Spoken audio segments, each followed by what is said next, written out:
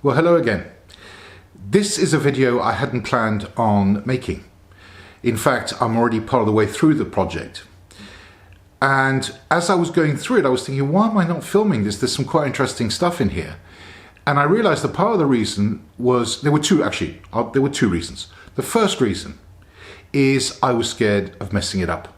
I was being quite bold with what I was trying to do, and I didn't feel I maybe had the skills to do it, and I was going to mess it up, so I don't want to film it. But of course, that's part of the reason I'm starting this channel, is so that people can dare to try and be vulnerable about it. Yeah, I might mess it up, but who cares? At least I'll learn. But the second reason I wasn't going to do it was I'm very much copying, so to speak, or imitating what I've learned in other videos. So I was thinking, well, why would I make a video based on another video I've seen? And it struck me that the reason I should do it is because when you're learning on YouTube from these fantastic craftsmen that influence me, that influence you, I'm sure, one of the problems is that they are experts. They do it incredibly well. So a lot of the stuff that I will certainly mess up, they take it for granted that they can do it. They know the progress, they know the progression. They're already thinking ahead. I'm not. So I make the mistake and think, oh, I should have thought about that before, why didn't I? So I thought I would make this video, and I hope you enjoy it, and hopefully it will encourage you to maybe take on what I've just taken on, and I hope you enjoy it. Please leave comments, tell me what you think, tell me if it's worthwhile, and also please, if you enjoyed, subscribe. There's a little button on the bottom right-hand side of your screen. Thank you very much.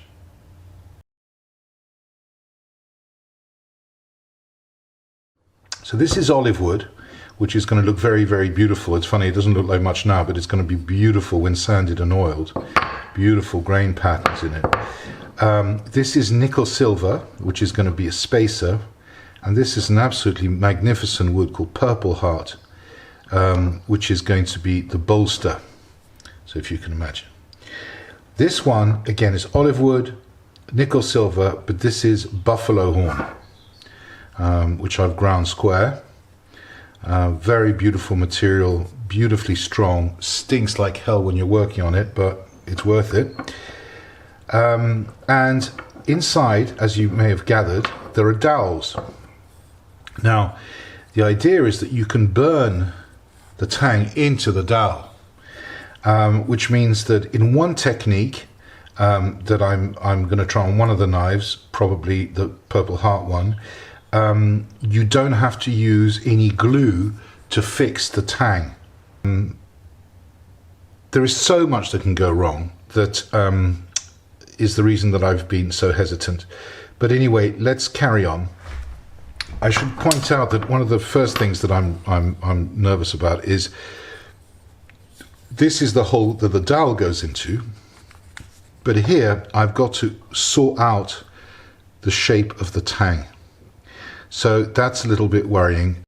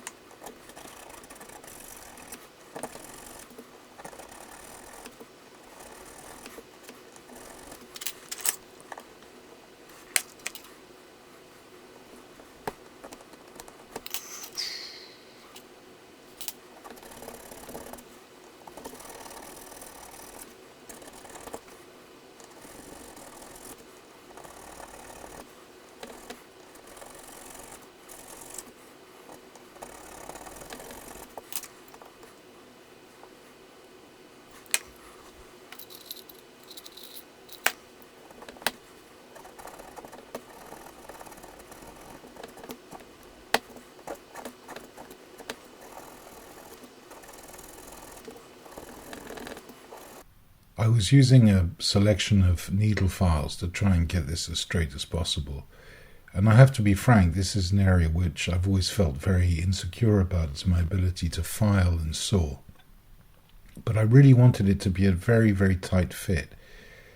And I was working very carefully to try and feel my way into the bolster to make sure that it fitted nicely. And as it happened, within a very little time, it was clear that I'd maybe made 3 file strokes too many, and it was starting to feel a bit loose. So what I decided to do was actually to file the tang as closely as I could to fit the bolster.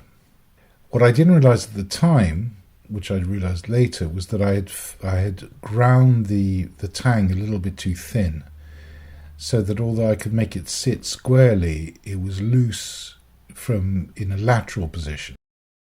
So I would say this is a semi-success in the sense that I'm quite pleased with the fit there.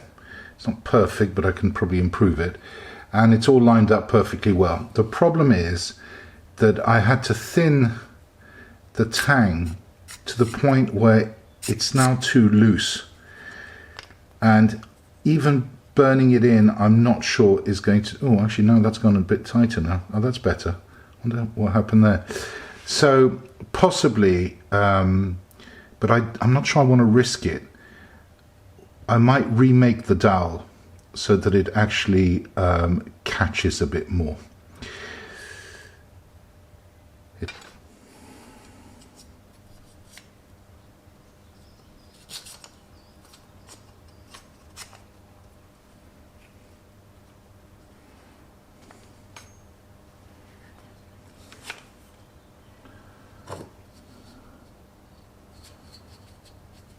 B.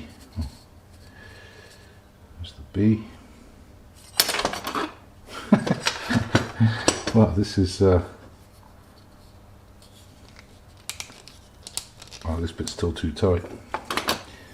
I'm going to sand this down a bit more.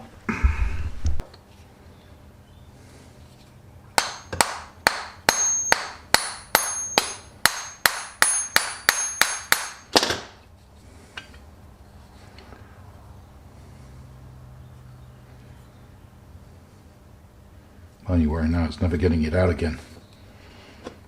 Yeah, I should be able to.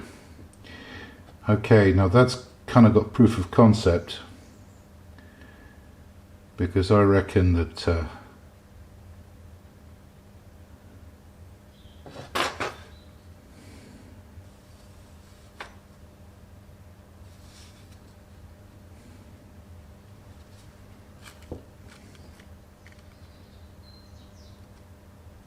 slightly on the piss.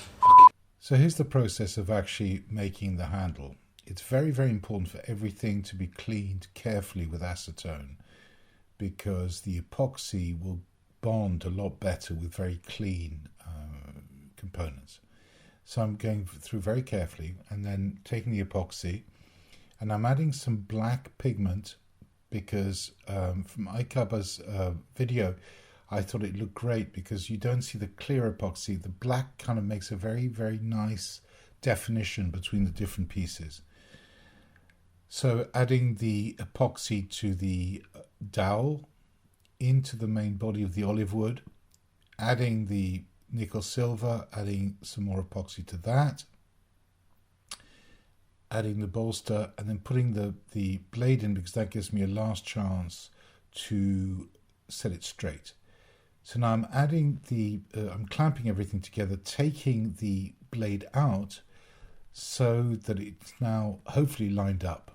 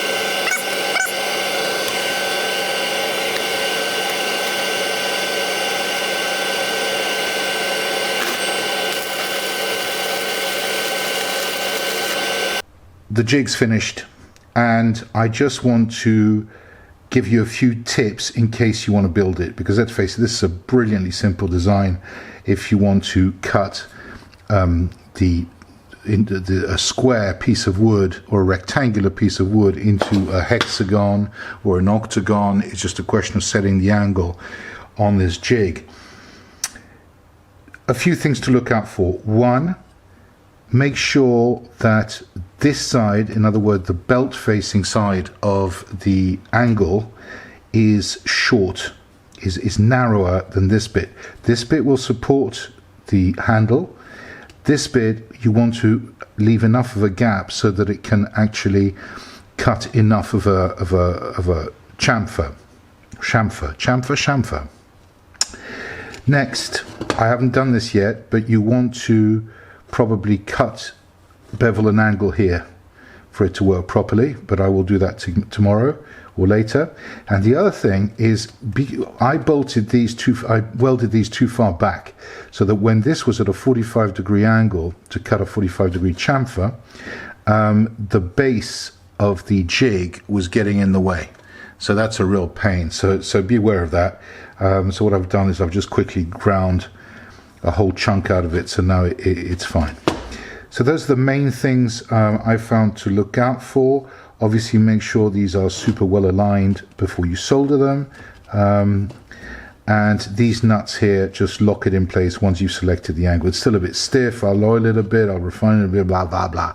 But still, anyway, just a few pitfalls to avoid if you want to make this jig, which is incredibly clever.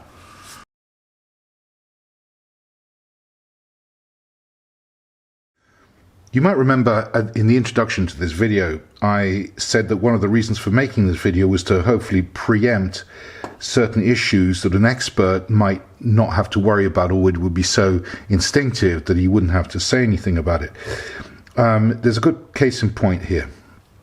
One is when I prepared the different pieces, the bolster, the nickel silver, not so much the nickel silver, but the olive wood, I should have made sure that it was all incredibly square, because otherwise when you try and square it up on the angle grinder, or on the bench grinder rather later, it's difficult to get it absolutely square, and I should have really made sure that that was the case. So before you get to this stage, make sure all your pieces are really square.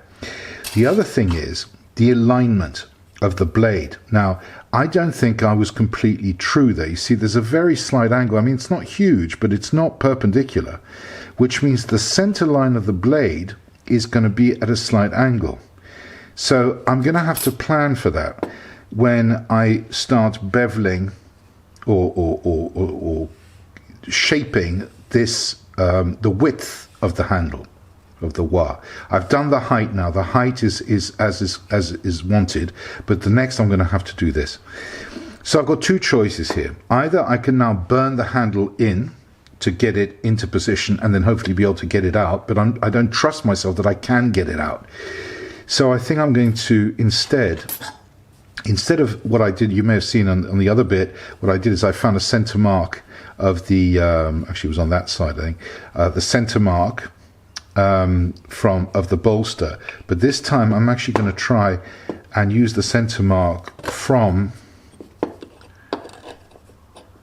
where the blade is going to be. So it's not going to be perfectly square, but that seems to be the correct angle. And if I follow that line,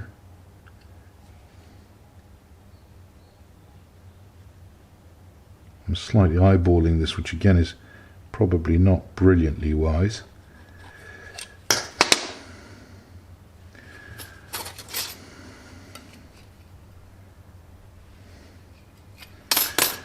If I put the blade in a little bit,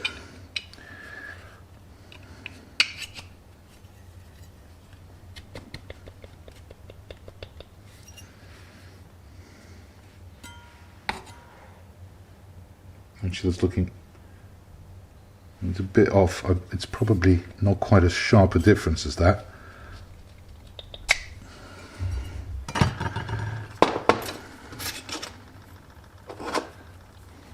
So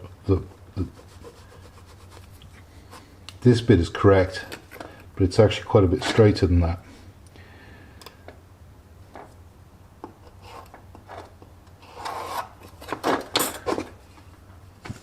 them register.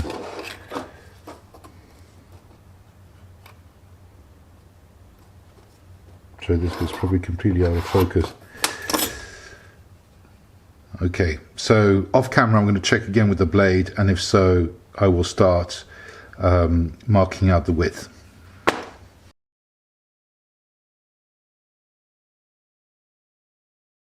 Well, I messed it up, and I'm going to have to start all over again. With all the best care I had, I managed to dig in with the belt sander, and then I had to even it out, and what is left is, if you can see, the blade hole is way off to the left, and it will make a ridiculous looking knife. So I'm not going to throw it in the bin, because in fact my wife has asked me to make her a small vegetable knife, and so I think she's got much smaller hands, so I can bring that side in and maybe rescue that for that project. Anyway, right now I feel like just a bit despondent, but anyway, that's how we learn, isn't it? Dare to fail, and I sure did.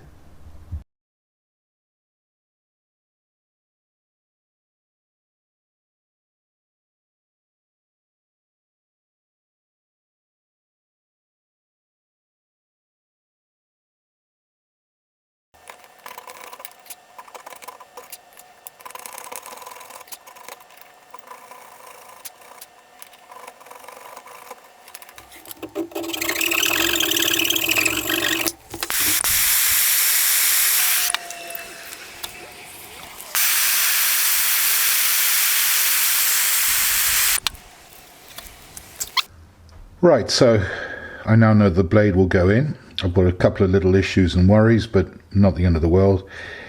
I'm now going to measure it out again. This time I'm going to try and do it square. About 28 mil square, or maybe 25 mil square. And then I'm going to try and turn it into an octagon. I'm also going to slightly taper it. So you've seen me do all that with the previous one before I messed it up. So I'm not going to film it all again, but hopefully next time you see me, it will have been done and not ruined.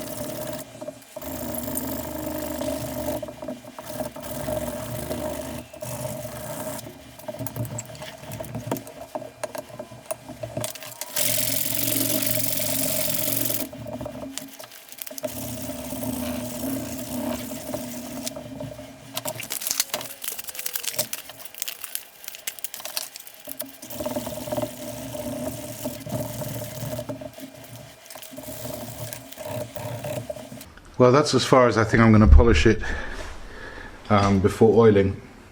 I wish I could describe how absolutely gorgeous this feels after I've polished it up to 1200 grit to try and get the nickel silver to burst a bit. I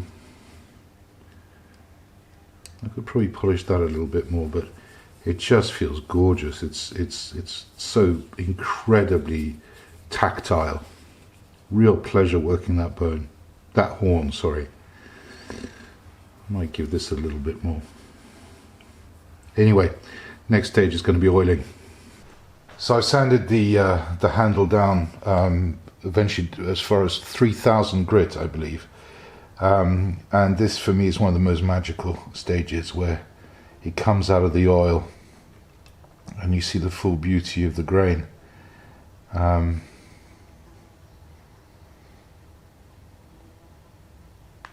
Very satisfying. There are things that I would probably change. I think it's a little, the handle's a bit chunky. It's good for my hand, actually, and the balance is nice. So I'm quite pleased with that. I think the wood is just beautiful. I love the contrast, the horn, the silver and the wood. Anyway, it's my first attempt at a traditional Japanese knife, and I'm sure it'll make a nice gift to the person who's getting it. Thanks so much for watching, and I might make a little conclusion. Thanks so much for watching. I hope this was interesting. There are things to watch out for if you're going to make this type of Japanese handle. The measurements have to be very accurate. You're dealing with very little tolerance in terms of the width of the blade and it fitting snugly in the handle. Lining it up is much more difficult than you might expect. And the other thing I would say is, when you start off, make sure that your pieces are as square and as even as possible. It'll make life a lot easier later. Now, I'm not a great carpenter, in fact I'm not even a carpenter at all, but if you're good with a plane or a disc sander or whatever woodworking tools you might be proficient with, it's definitely worth trying to get all the stock nice and square right from the beginning. It's going to help a lot with alignment and everything else. Apart from that, practice with the size of the handle. I've gone for apparently what is quite a typical handle size. It's actually a hexagon made from square stock.